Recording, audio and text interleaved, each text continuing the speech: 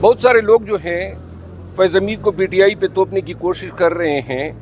فیض حمید کی وجہ سے جو ہے پاکستان تحریک انصاف کی حکومت کا تختہ پلٹنے کا ایک وجہ بنی, کیونکہ بہت سارے امیدوار جو آرمی چیف کے امیدوار تھے وہ دیکھیں وہ یہ سمجھتے تھے کہ گویا خان شاید فیض حمید کو آرمی چیف بنائے گا, تو لہذا ریجیم چینج میں فیض حمید ہمیں گاٹھے میں پڑا ہے.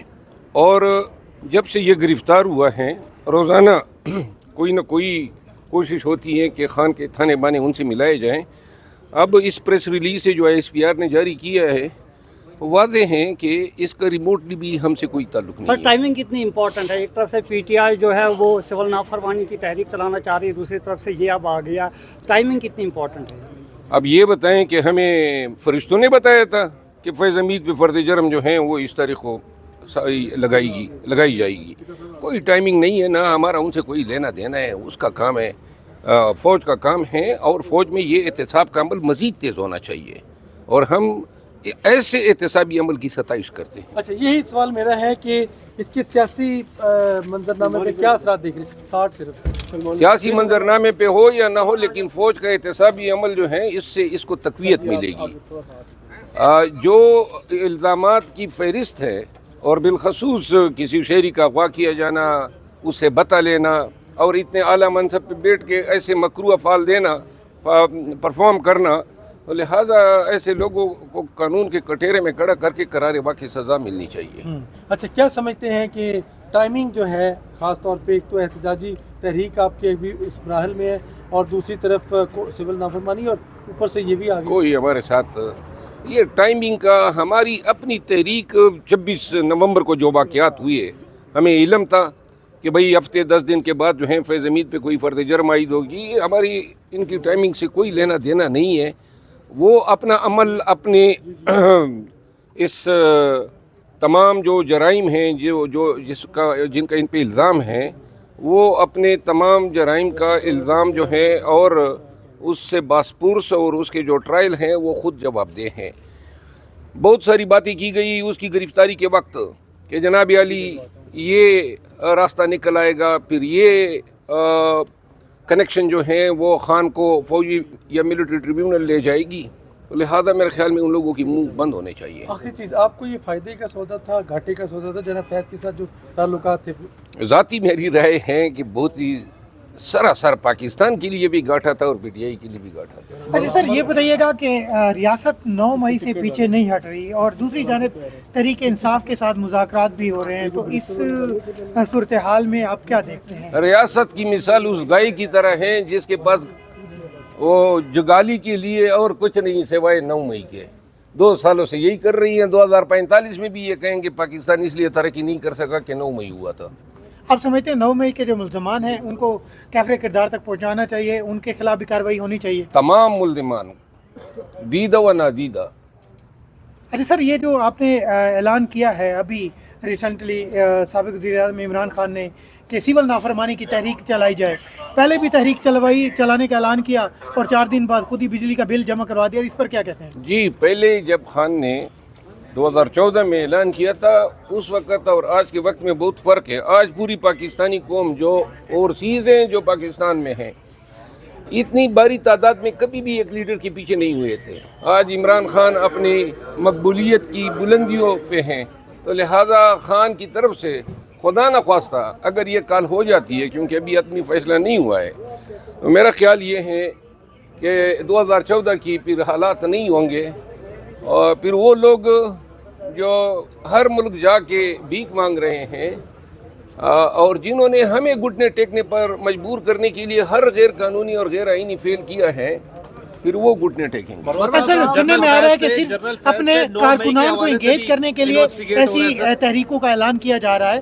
پی ٹی آئی کا صرف مقصد یہ ہے کہ اپنے کارکنان کو انگیج کرے اور یہ جو پچھلے احتجاج کی جو ناکامی ہے اس کو چھپایا جائے. احتجاج ناکام ہوا تھا, آپ لوگ کس طرح سوچ رکھتے ہیں؟ یعنی ان لوگوں نے نہتے پاکستانیوں پہ گولیاں چلائی, فوج کو ڈپلائی کیا, سنائپرز آئے, انہوں نے شوٹ کیا, اور بے گناہ پاکستانیوں کی لاشیں ان کے گھروں کو گئی. تو کون سا دنیا میں کہاں پہ احتجاج جو ہیں گولیوں کے سامنے ٹھکا ہے؟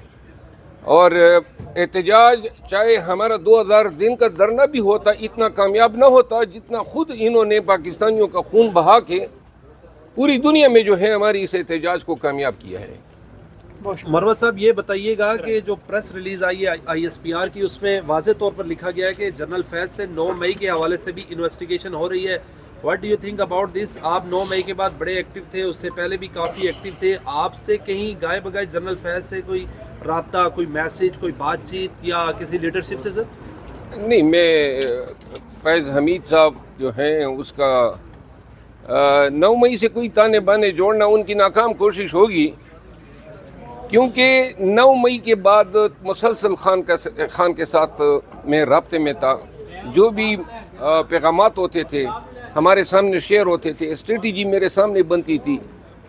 یہ فیض حمید جو ہے کہیں پر مینشن نہیں رہا ہے، کہیں پر اس نے کوئی کردار ادا نہیں کیا، کوئی پیغام رسانی نہیں کی. لہٰذا یہ خوردبین اور دوربینیں لے کے بھی ڈھونڈے نا تو فیض حمید اور خان کے 9 مئی کے حوالے سے کوئی تانے بانے کہا یہ جاتا ہے کہ اس کا کوئی کوڈ نیم رکھا ہوا تھا سواتی کے نام سے، فیض علی. سواتی اس کا کوڈ نیم پھر ہاتھی ہونا چاہیے تھا.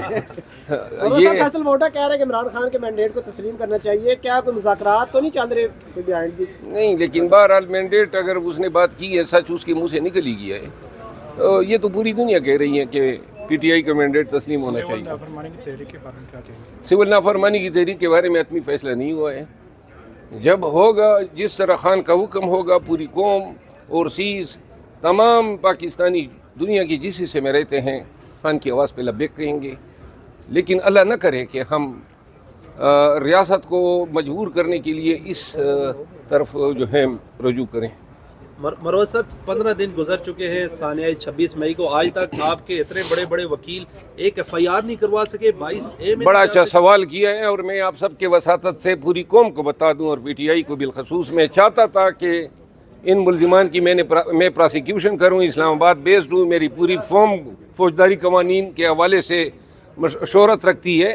لیکن پارٹی نے یہ فیصلہ کیا ہے، اور جسے میں نے پھر اتفاق کیا، سلمان اکرم راجہ صاحب جو لیڈ کرتے ہیں، انہوں نے جو ہے یہ ان ہلاکتوں، شہادتوں اور زخمیوں کے کیسز جو ہیں وہ سردار لطیف کوسا صاحب کے حوالے کیے ہیں. تو کوسا صاحب جو ہیں، اب کوسا صاحب تو 278 کے فگر سے نیچے ہی نہیں آ رہے. جو لوگ لاپتہ ہیں ان کو بھی وہ مردہ شمار کر رہے ہیں. سر فی الحال تو اتنا بڑا بندہ، اتنا بڑا قانون دان، اتنا غیر ذمہ دارانہ بیان دے رہا ہے. سر نہیں، غیر ذمہ دارانہ تو نہیں کہہ سکتے. ابھی تک جو ہمارے گمشدہ افراد ہیں ان میں سے ایک کی لاش ملی ہے میرے حلقے لکی مربت سے. گم یہاں پہ ہوا تھا، وقوع 20 نومبر کو ہوا ہے، اس کی تازہ لاش ملی ہے، گویا تازہ اس کو گولی ماری گئی ہے. بنو کا رہائشی عمریات نام ہے. کتنے گمشدہ افراد کی لاشیں آتی ہیں ابھی ہمیں اس کا علم نہیں ہے. آپ نے درجنوں مرڈر کیسز کیے، لیکن آپ کو پی ٹی آئی نے کیوں نہیں چنا؟ آپ اسلام آباد میں نے درجنوں نہیں، میں نے سینکڑوں مرڈر ٹرائل کیے ہیں، اور یہ ایک والنٹری کام تھا، میں کرنا چاہتا تھا. لیکن اگر وہ سردار لطیف کوسا صاحب جو ہیں، اس میں کوئی شک نہیں ہے، پاکستان میں فوجداری قوانین کے ایک بہترین مائنڈ ہے، دماغ ہے.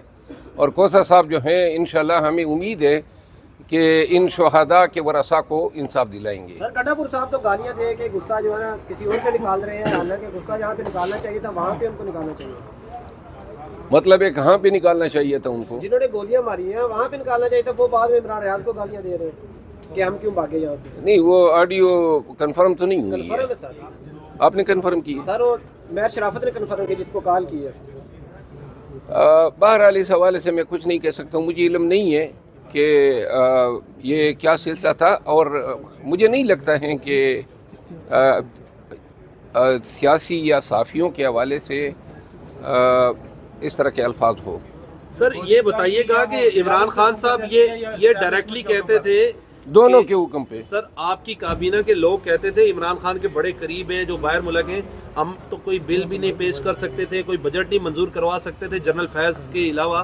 تو جنرل فیض ہی پھر پی ٹی آئی کی 3 سال پونے 4 سال حکومت چلاتے رہے. سر نہیں، فیض کا بڑا عمل دخل تھا، جس طرح اعظم خان کے بارے میں کہا جاتا ہے. اب کتنا عمل دخل تھا، چونکہ میں اس حکومت کا حصہ نہیں تھا تو مجھے علم نہیں ہے. سب کچھ ہوتا رہا اور جنرل فیض لا علم ہوئے، لوگ لاپتہ ہوتے رہے، ججز کے گھر جنرل فیض جاتے رہے، सोसाइटियों में कब्जा करने की कोशिश करते रहे, तो जनरल फैज़ कहाँ थे, जनरल बाजवा कहाँ थे? जनरल बाजवा के लिए मेरा ख्याल है वक्त ये बताएगा कि फैज़ ने अपनी आमदन का बहुत बड़ा हिस्सा बाजवा के हवाले भी किया है। शुक्रिया। Thank you.